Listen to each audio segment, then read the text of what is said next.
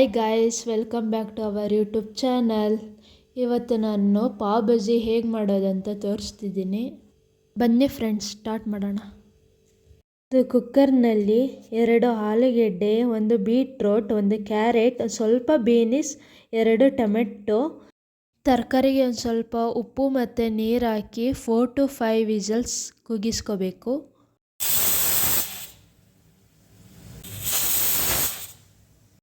Cooker ಆರೋಷ್ಟರಲ್ಲಿ ನಾನು ಇನ್ನೊಂದು ಕಡೆ ಬನ್ನನ 1 ನಿಮಿಷ ಬಿಸಿ ಮಾಡ್ಕೊತಿದ್ದೀನಿ.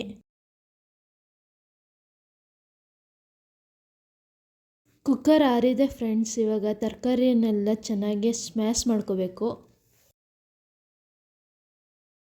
ತರಕಾರಿನೆಲ್ಲ ಸ್ಮ್ಯಾಶ್ ಮಾಡ್ಕೊಂಡಾಗಿದೆ ಫ್ರೆಂಡ್ಸ್. ಇವಾಗ ಇನ್ನೊಂದು ಕಡೆ ಒಂದು ಬಾಣಲಿಲಿ ಒಂದು ಸ್ವಲ್ಪ ಬಟರ್ ಹಾಕ್ಕೊಂಡು ಕಾಯ್ದಾದ್ಮೇಲೆ ಸ್ವಲ್ಪ ಜೀರಿಗೆ, ಈರುಳ್ಳಿ, ಸ್ವಲ್ಪ ಉಪ್ಪು ಹಾಕ್ಕೊಂಡು ಚೆನ್ನಾಗಿ ಫ್ರೈ ಮಾಡ್ಕೋಬೇಕು.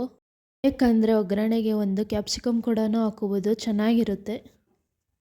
ಫ್ರೈ ಆಗಿದೆ ಫ್ರೆಂಡ್ಸ್. ಇವಾಗ 2 ಟೇಬಲ್ ಸ್ಪೂನ್ ಪಾವ್ ಭಾಜಿ ಮಸಾಲ, ಅರ್ಧ spoon garam masala, 1 tablespoon chilli powder ಹಾಕ್ಕೊಂಡು ಚೆನ್ನಾಗಿ ಫ್ರೈ ಮಾಡ್ಕೋಬೇಕು.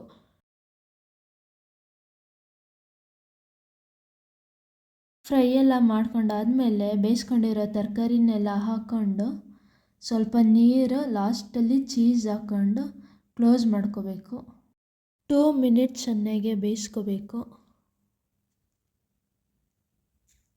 ರೆಡಿಯಾಗಿದೆ ಫ್ರೆಂಡ್ಸ್. ಇವಾಗ ಪ್ಲೇಟಿಗೆ ಸರ್ವ್ ಮಾಡ್ಕೊಳ್ಳೋಣ.